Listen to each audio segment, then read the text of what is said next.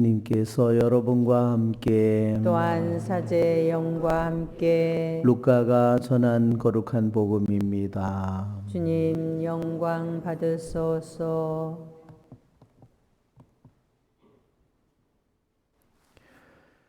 그때 군중이 점점 더 모여들자 예수님께서 말씀하기 시작하셨다. 이 세대는 악한 세대다. 이 세대가 표징을 요구하지만 요나 예언자의 표징밖에는 어떠한 표징도 받지 못할 것이다. 요나가 니네베 사람들에게 표징이 된 것처럼 사람의 아들도 이 세대 사람들에게 그러할 것이다.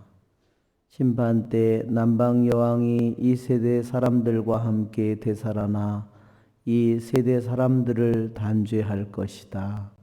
그 여왕이 솔로몬의 지혜를 들으려고 땅끝에서 왔기 때문이다.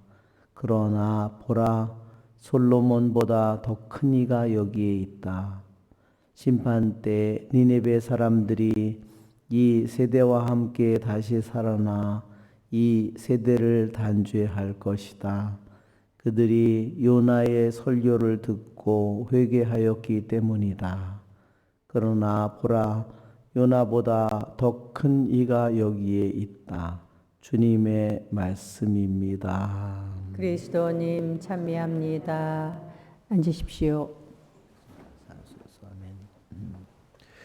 참 예수님, 참 예수님.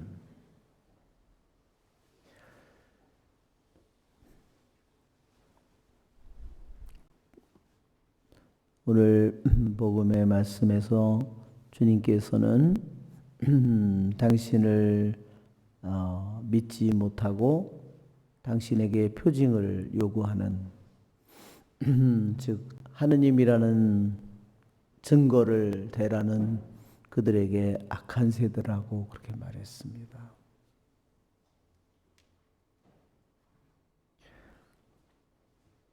얼마나 악한 세대일까?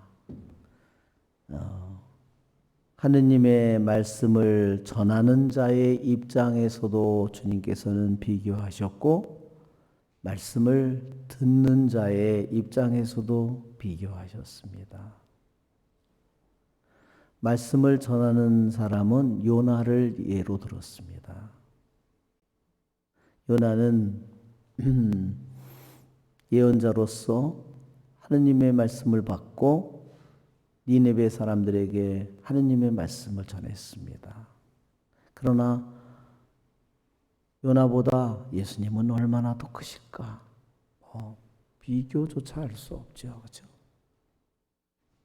또한 말씀을 듣는 자의 입장에서 보면 또한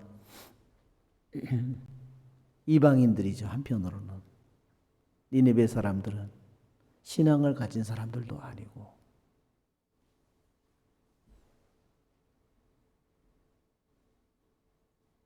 얼마나 니네베는 아시리아 제국의 수도입니다.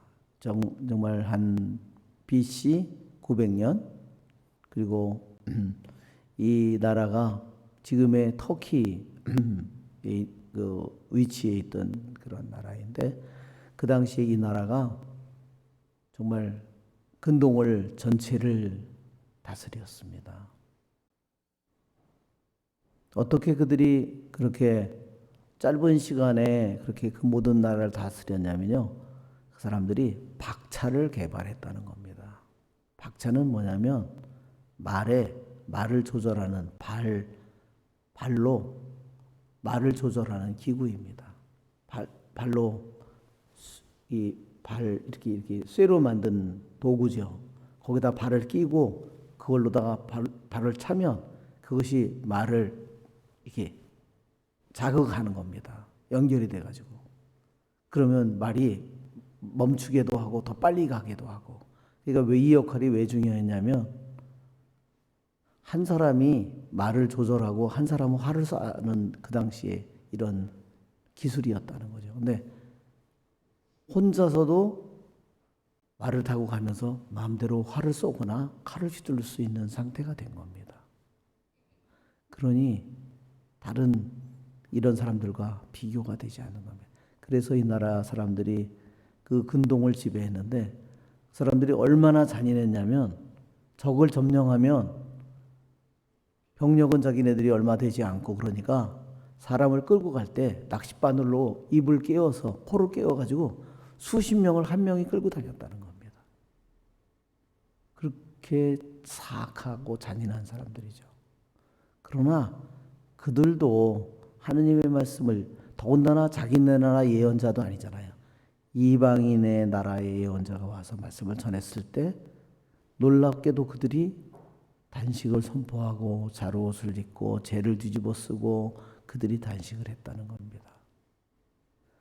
그러니 말씀을 전하는 자의 입장에서 요나와 예수님과 하느님의 아들과 비교가 되지 않죠?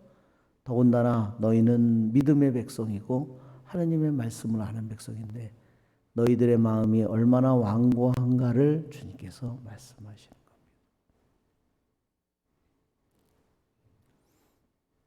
또한 솔로몬과 말씀을 듣기 위해서 애쓰는 여왕의 남방의 여왕의 이 이야기를 통해서 우리는 여왕은 얼마나 자기의 나라를 그 당시에 이스라엘을 여행하는데 얼마나 걸렸을까? 몇 개월이 걸렸겠죠. 또 목숨의 위험도 많고 자기네 나라도 빼앗길 남자들에게 빼앗길 위험이 너무너무 크죠. 그러나 그는 자기의 목숨도 자기의 왕권도 하느님의 말씀보다 그것이 더 크지 않았기 때문에 모든 것을 주님께 맡기고 지혜를 들으려고 땅 끝에서 왔다고 했습니다. 그래서 말씀을 전하는 자나 말씀을 전하는 솔로몬과 그 말씀을 들으려는 이 남방 여왕가의 이러한 자세를 통해서 우리는 내 자신이 얼마나 하느님의 말씀을 듣고자 하는가, 우리들이 얼마나 내 자신의 모든 것을 걸고 주님의 말씀을 귀담아 들으려고 하는지 다시 생각해 보게 됩니다.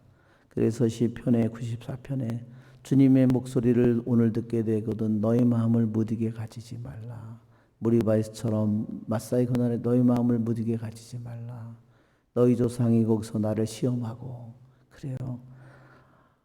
하느님은 거룩하고 순수하신데 그분은 어린이와 같은 마음으로 나를 대하시는데 내가 그분을 의심한다면 그분과 나와에게는 길이 없습니다.